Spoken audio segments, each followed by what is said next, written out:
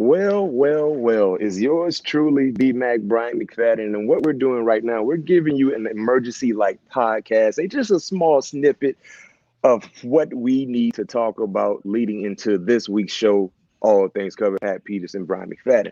The reason why we decided to give you an emergency like podcast, because if you've been living under a rock, you wasn't paying attention to what was happening throughout the NFL, it's safe to say the Minnesota Vikings played in I called what I call the best game of the year. On the road, playing against the Buffalo Bills, a team that many people believe would represent the AFC in the Super Bowl this year. Josh Allen didn't really practice all week. He returned to action. The stadium was bananas. It was a playoff-like atmosphere.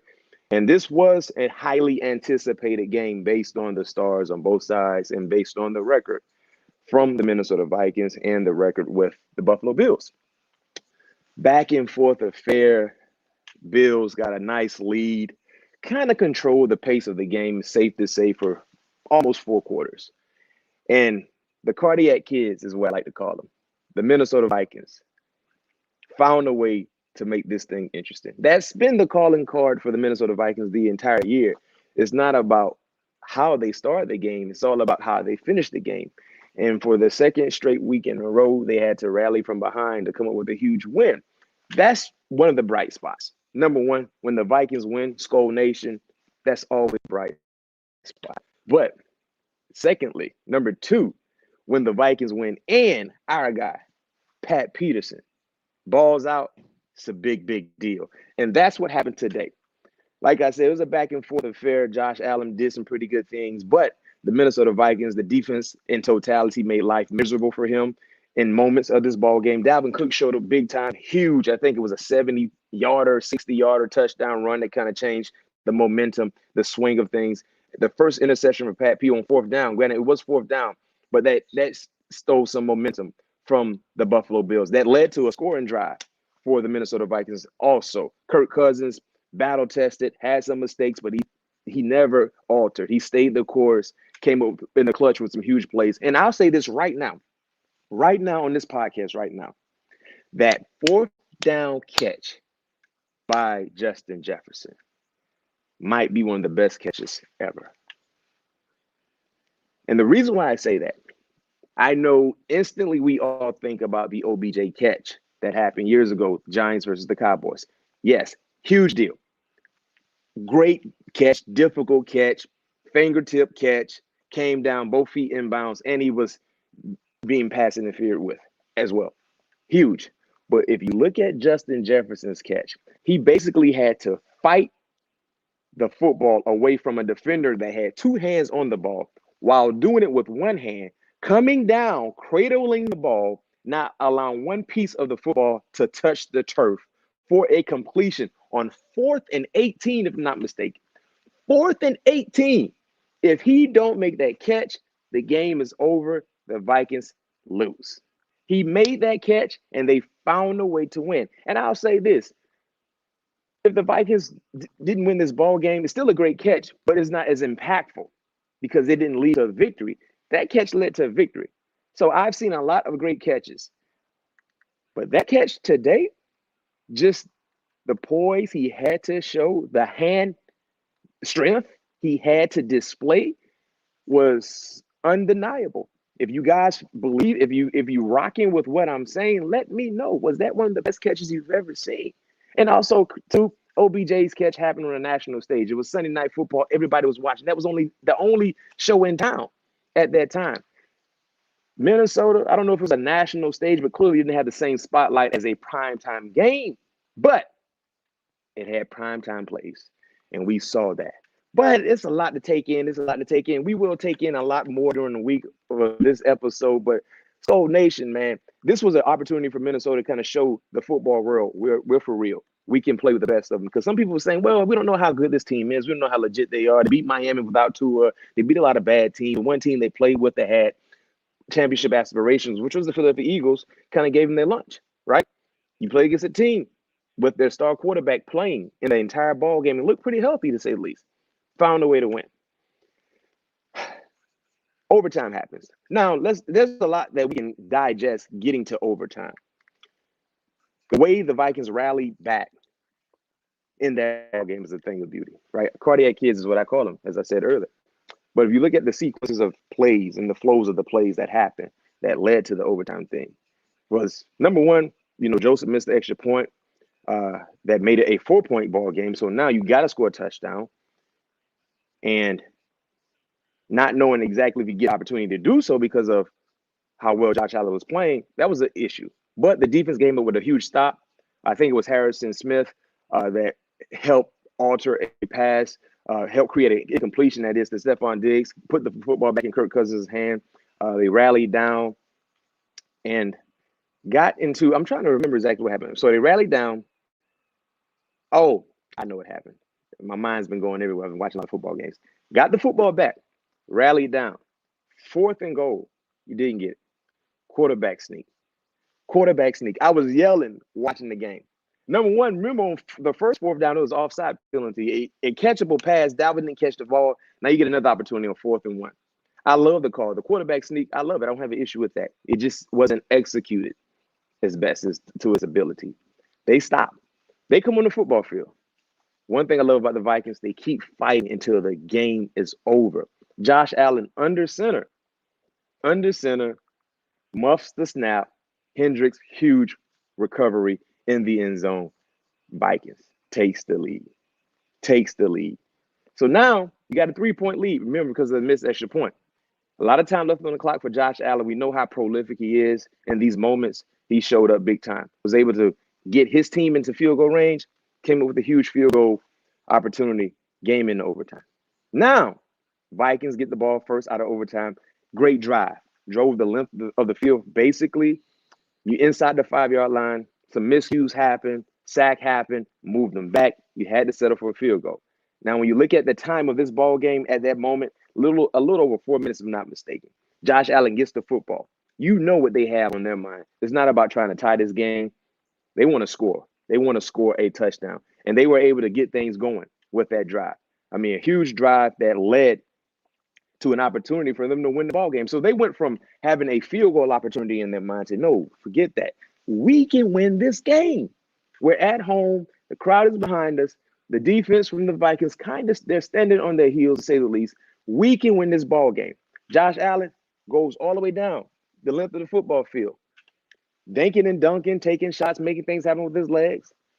Getting close to the end zone, clearly in a touchdown range, to say the least, right? Touchdown range. But he happened to try the wrong man.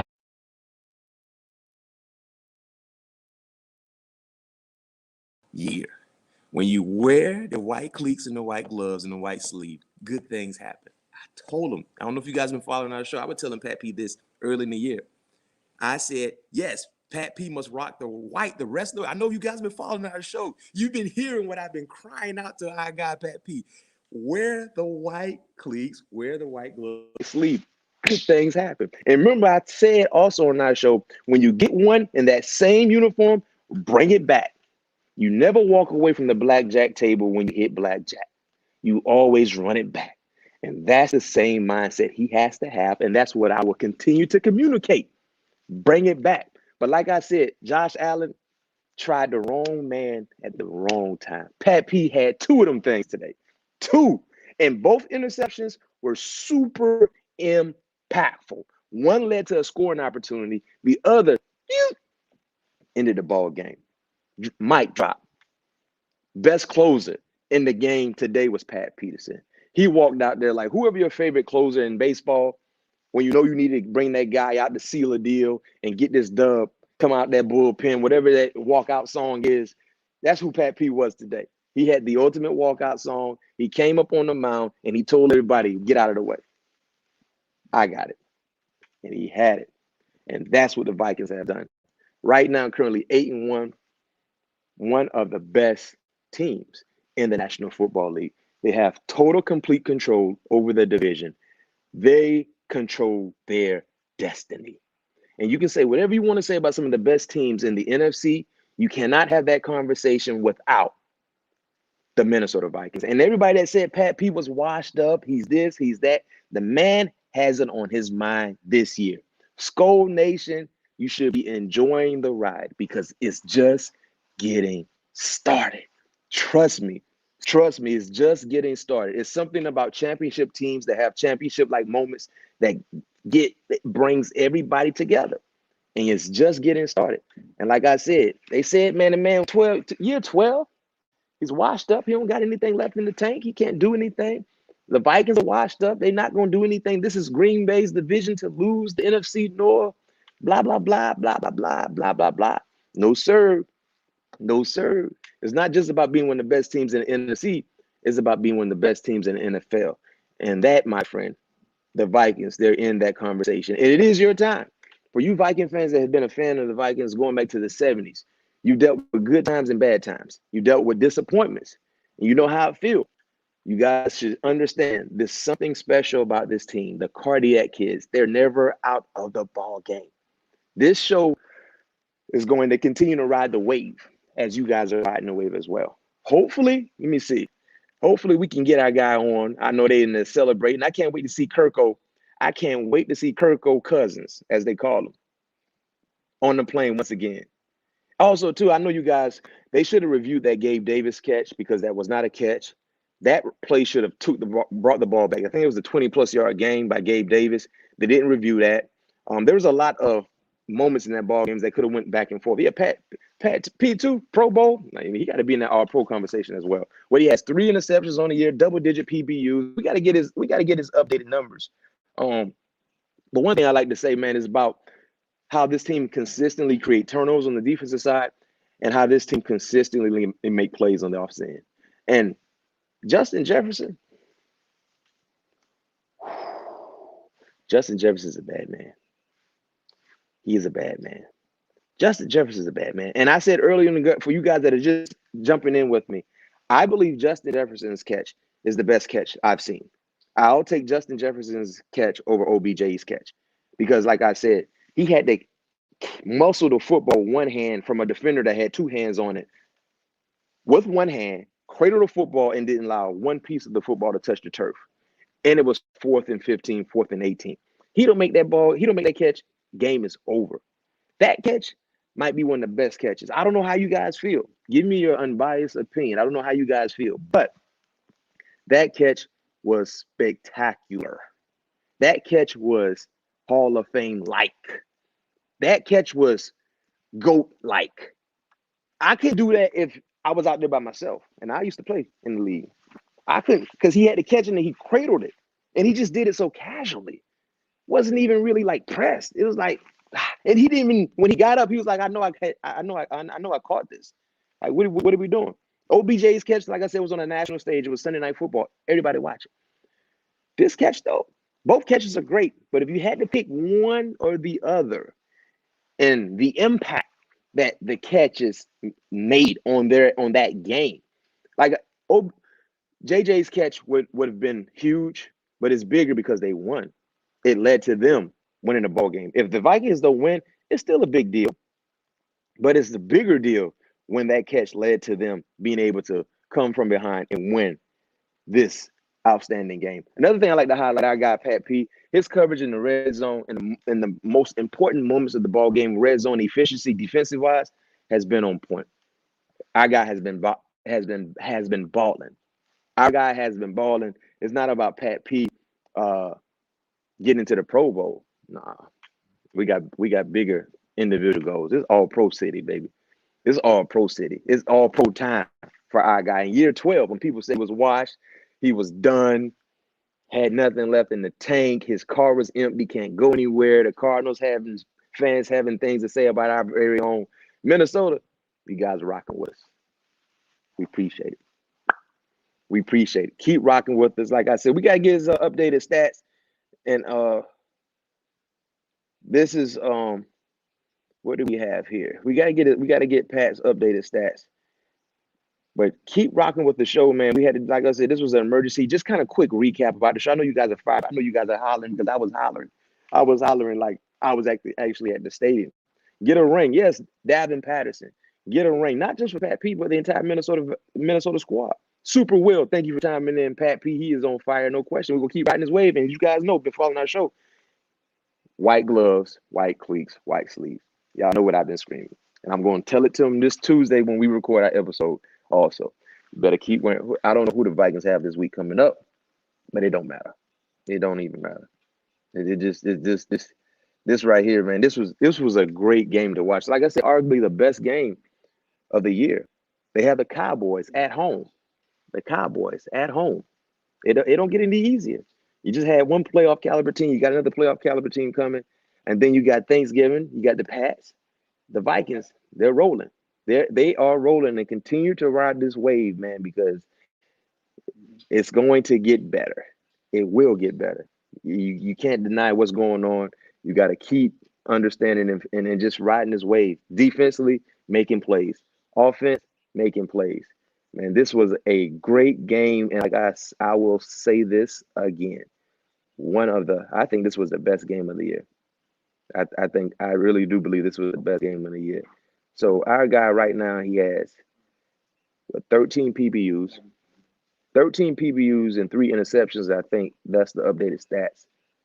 I think 13 PBUs and 3 interceptions. That's all pro-ish right now. But got to get ready to go. Just want to give you a quick snippet. Emergency pod, all things covered. Bryant McFadden, Patrick Peterson. Make sure you guys tune in this week for our episode that we will drop. We will recap this Bills game we got to.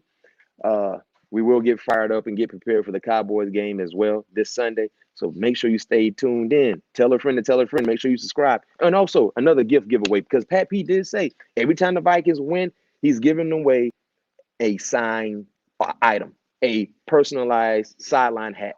So we will continue to give away hats as long as the Vikings continue to win. Peace out. Make sure you stay tuned in and subscribe to our podcast, YouTube channel as well. Skull Nation, stand up. See you when we see you.